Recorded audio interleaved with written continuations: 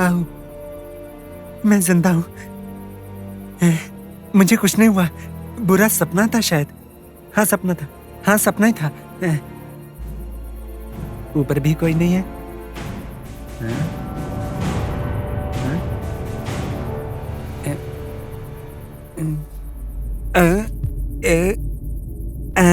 ये है। यही रहा तो ऐसे बुरे बुरे सपने आएंगे। चित्रलिंगा निकल ले यहाँ से। यहाँ नहीं रहना बिल्कुल। चल चल चल। गुरुजी, गुरुजी, बुरा सपना आया मुझे गुरुजी।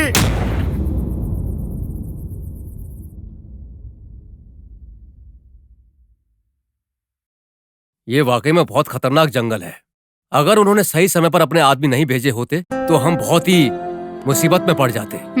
बिना कुछ सोचे समझे कूद पड़े तो ऐसे ही होगा ना। वैसे भी आपका ये धैर्य मेरी तो समझ में नहीं आता। कितनी बार बोलूं आप सुनते नहीं हैं। एक तो बिल्कुल नई जगह है, ऊपर से जंगल है। ऐसे बिना सोचे जाना ही क्यों और फंसना भी क्यों? जानबूझकर मुझे फंसने का शौक है क्या? सिचुएशन ही वैसी थी। अचानक बच्चे गुम हो जाते हैं तो सब ऐसे ही करते हैं। सही कहा। 2 दिन तक घर में सब परेशान हो गए थे। उन 2 दिनों में बड़ी माँ ने खाना और पानी तक नहीं छुआ था।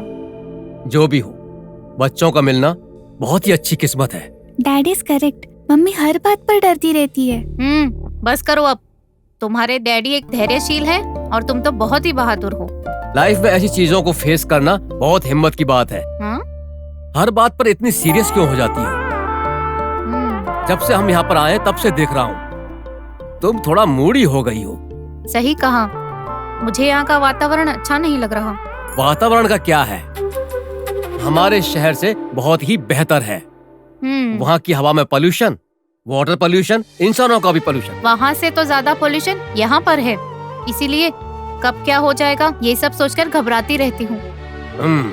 बेटा हरीश, तुम जाके खेलो जाओ। Okay daddy. अब बोलो, वो पोल्यूशन क्या है? उस प्रसाद का बर्ताव बिल्कुल भी अच्छा नहीं है। बड़ी माँ की संपत्ति हड़पने के लिए वो और उसका पापा लगे हुए हैं। दिन रात दोनों इन्हीं ख्यालों में रहते हैं। जब आप लोग घर पर नहीं थे तब आके बड़ी माँ को बहुत कुछ सुना के गए। कोर्ट से लॉयर का नोटिस भी भेजा। उसकी धमकियाँ जब भी याद आती हैं मुझे तो बहुत ज्यादा डर लगता है। हाँ, अब तक जीजू यहाँ नहीं आए करके वो इस भ्रम में है कि पूरी संपत्ति उनकी है। भ्रम नहीं है। बड़ी माँ की सारी संपत्ति उस प्रसाद के नाम पर ही करने वाले हैं। उसी के आधार पर लॉयर कोर्ट से नोटिस लेकर आए थे। खुद के बेटे के होते हुए संपत्ति को प्रसाद के नाम पर लिखना ये सही नहीं है। इस गलती के लिए क्या गंवाना पड़ेगा और क्या हो जाएगा कुछ पता नहीं। मेरे पास शक्तियां हैं पर कभी मैंने उस चीज का घमंड नहीं दिखाया। जो भी शक्तियां हैं उसे गलत काम के लिए उपयोग नहीं किया था। धर्म के खिलाफ भी उपयोग नहीं किया, गलत इस्तेमाल नहीं किया। शक्तियों का दूसरों के भलों के लिए उपयोग कर दिया है मैंने, ताकि सबका भला हो। मेरी बात सुनो जरा। देखो बेटा, तू मुझसे छोटा है इसलिए कह रही हूँ, कम से कम तेरी जो प्रयत्न है वो सब रोक दे। ये क्या माँ, ये क्या बोल रहे हो आप? मेरी बात को मानकर नागराज से माफी मांग के प्रार्थना करनी चाहिए। अपने दोष का प्रायश्चित करो बेटा। माँ, बंद करो आपका ये भाषण। सहायता मांगने आया हूँ और तुम ज्ञान दे रही हो। ये ज्ञान देना बंद करो। माँ होने के नाते सहायता करोगी, ऐसा मैंने सोचा था। वो नाग शक्ति कितनी भी महान क्यों ना हो, लेकिन उसको रोकने की शक्ति तुम्हारे पास है। तुम्हारी शक्तियों के बारे में मुझे पता है। मुझे बचा लो माँ। मुझे बचाओगी कि नहीं? बोलो माँ, मैं अंतिम बार पूछ रहा हूँ माँ। बोलो माँ, बोलो बोलो। बस और कुछ नहीं है, तुम्हारे भले के लिए बोल रही हूँ। उससे ज्यादा मैं कुछ बोल नहीं सकती हूँ। उस नागमणि को तुम नाग भैरवी के स्वाधीन में रख दो बेटा। माँ, ये क्या कह रही हो तुम? क्या नागमणि को उस नाग भैरवी के स्वाधीन कर दो और उसके पास जाकर उससे क्षमा मांगू मैं? शाबाश, बहुत अच्छा बोली मेरी माँ। तुम मेरी माँ हो ना, तो मेरी एक बात तुम भी सुन लो। उस नागमणि को देना,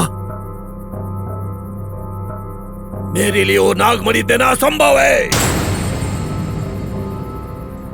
उससे क्षमा मांगना तो उससे भी ज्यादा असंभव है। जब तक मेरे शरीर में प्राण है तब तक ये नहीं हो सकता, नहीं हो सकता ये। वैसे भी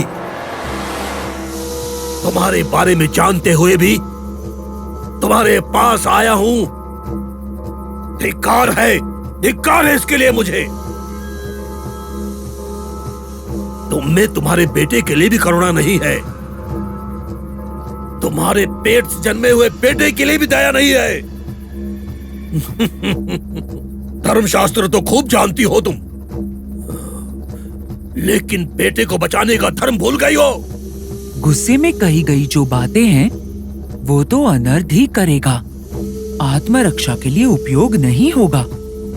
धर्म मार्ग पर चलोगे तो हमेशा सबका भला ही होता है। गलत रास्ते पर जा रहे हो तुम, तुम्हें आखिर कौन बचाएगा? तुम बचा सकती हो, तुम ही हो जो मुझे बचा सकती हो माँ। देखो माँ, इस दुनिया में अगर कोई मुझे बचा सकता है तो वो तुम हो। देखो माँ, तुम अपनी मंत्र शक्तियों के बल से उसको बंदी बना सकती हो माँ, मुझे बचा सकती हो माँ। तुम मेरी रक्षा करो माँ। अरे खुद के जने हुए बेटे के लिए इतना तो कर सकती हो ना माँ तुम। मुझसे ये नहीं होगा बेटा, मैं धर्म के विरुद्ध नहीं जा सकती। तो फिर तुम्हारा बेटा उस सांप के हाथों मर जाएगा माँ। तब तुम बहुत पछताओगी माँ, बहुत पछताओगी तुम। छी, मैं जा रहा हूं माँ, इस जन्म में फिर यहां नहीं आऊंगा कभी। जा रहा हूं मैं, तुम्हें जो करना है वो तुम करो। रुको, जरा रुको बेटा, मैं बोल रही हूँ ना, मैंने कहा ना रुक जाओ, नहीं तो मैं मर जाऊंगी।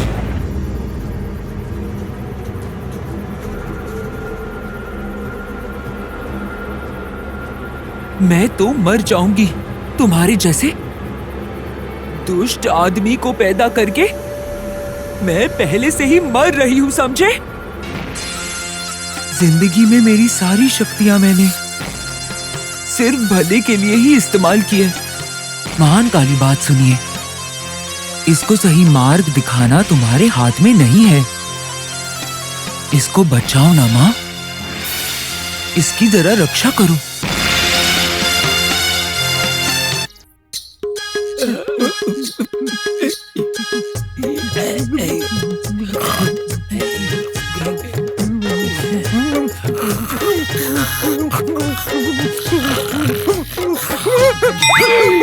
अरे क्या हुआ? अरे क्या हुआ? बुरा सपना देखा क्या? हाँ, बुरा सपना ही है। नाग भैरवी ने मेरा पीछा करके मुझे काट के मुझे मार दिया सपने में उसने। अरे ज्यादा मत डरो, मुझे भी सपना आया था। नाग भैरवी ने मुझे डस लिया और मैं मर गया था, पर मैं मरा हूँ क्या? है? गुरुजी ने हमें ताबीज दिया है ना, नाग भैरवी कुछ नहीं कर सकती, डरो मत। हाँ, गुरुजी ने दिया है ना इस रक्षा कवच को, भरोसा नहीं है क्या? वो नाग भैरवी चाहे कुछ करे ना करे, लगता है मैं इस डर से जरूर मर जाऊंगा। डरो मत, मुझे भी मत डराओ। डर तो लगेगा ही ना, लेकिन डरने से कोई फायदा नहीं। जब तक गुरुजी नहीं आते हम माता जी से प्रार्थना करते हैं। हाँ, ऐसा ही करते हैं। हाँ। माँ परमेश्वरी, अखिलांडेश्वरी, माँ परमेश्वरी, माँ परमेश्वरी, अखिलांडेश्वरी, माँ परमेश्वरी, अखिलांडेश्वरी, माँ परमेश्वरी, अखिलांडेश्वरी, माँ परमेश्वरी, अखिलांडेश्वरी, माँ परमेश्वरी।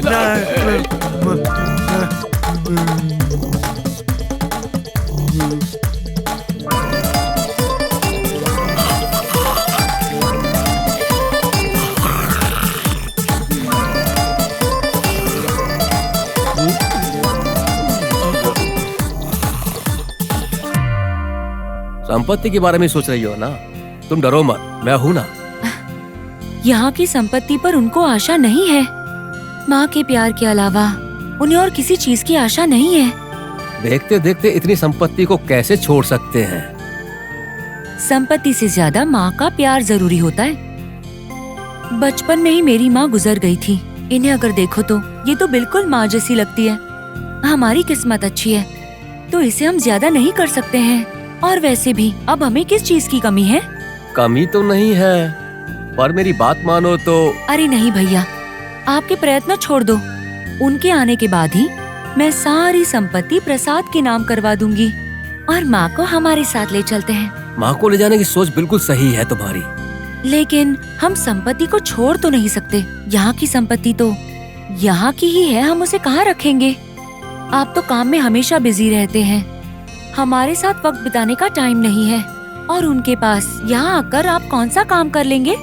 सही है, तुम्हारे पति को कोई काम करने की जरूरत नहीं, पर लॉयर के नोटिस के डर से उस लक्ष्मीपति की बात मानकर संपत्ति को प्रसाद के नाम पर करने से अच्छा नाग मंदिर में दान दे दो। मंदिर की हालात बेहतर हो जाएंगे, तुम्हारे सास और ससुर की इच्छा भी पूरी होगी। सही है, गुड आइडिया। हमारे घर की देवता का कम से कम इस तरह तो भला कर सकते हैं। मैं उनसे बात करूंगी। मैं जरूर बात करूंगी।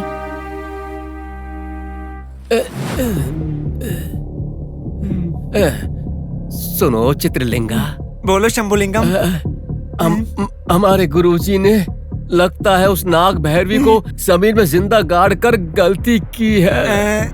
अब तुम्हें ऐसा क्यों लगता है? हाँ, क्यों लगता है मतलब? जब से उन्होंने ऐसा किया है, क्या हम पेट भरकर खाना खा रहे हैं? नहीं नहीं। चैन की नींद सो पा रहे हैं? नहीं, क्या? बिल्कुल नहीं। एक कदम उठा के दूसरा कदम रख पा रहे हैं क्या? इसलिए पूछ रहा हूँ। उस नाग भैरवी ने हमारे 2 आदमियों को काट कर मार दिया। पर कहाँ मार दिया था? जहाँ पर नाग भैरवी को जिंदा गाड़ दिया था वहीं पर। मैं भी वही बोल रहा हूँ। चित्रलिंगा, अब और कौन बचा है? तुम और मैं ही ना। है, हमारे पास गुरुजी का दिया हुआ ताबीज है ना। ताबीज तो है। इस ताबीज पर तुझे भरोसा नहीं, मतलब गुरुजी पर भरोसा नहीं? ऐसा कुछ नहीं है, थोड़ा बहुत तो भरोसा है? पूरा भरोसा नहीं है। मतलब अब हम क्या करेंगे? क्या करेंगे? क्या करेंगे? इस जंगल में एक डोरा नाम का आदमी है, उसे बहुत कुछ पता है। उसके पास बहुत शक्ति है। हम किसी को भी बिना बताए उसके पास चलते हैं। अगर ये बात गुरुजी को पता चल गई तो? कैसे पता चलेगा? जाएंगे तो हम दोनों ही ना, मैं तो नहीं बोलूंगा। मैं भी नहीं बोलूंगा तो। मत बोलना। हम उसके पास जाएंगे, उससे और एक तावीज बनवाएंगे। उस तावीज को गुरुजी को दिखाएंगे नहीं, हम अपने अंदर छिपा के रखेंगे। जिंदा रहे उतना ही काफी है।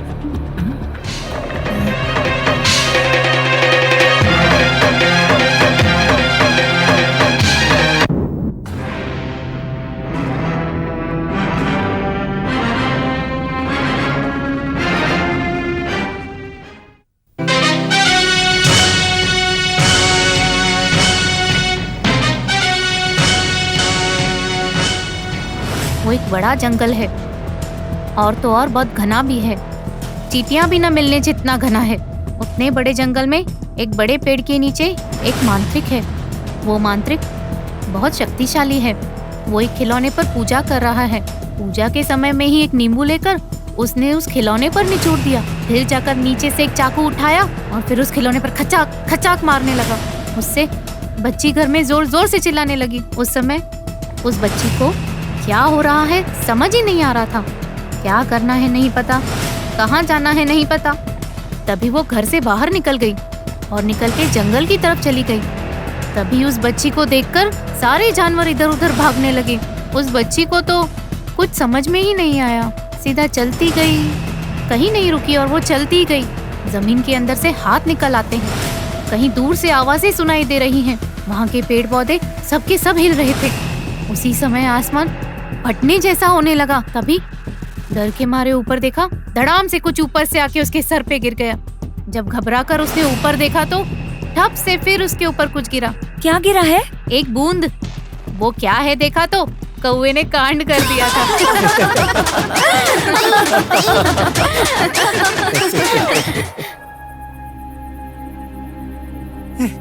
गया मैं तो।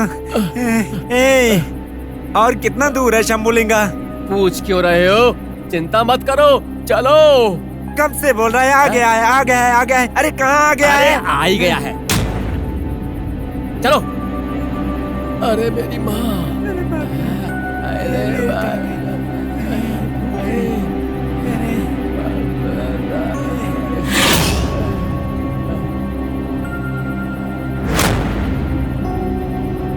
अरे चित्रलिंगा रुको, उधर कहाँ जा रहे हो? तूने मुंह इधर को उठा रखा था तो तेरे पीछे चल रहा हूँ ना। उधर नहीं, इधर। वहाँ से जाएंगे तो बहुत दूर पड़ेगा, इधर से जाएंगे तो नजदीक पड़ेगा। चलो इधर से चलते हैं। ऐसा है क्या? अरे चलो।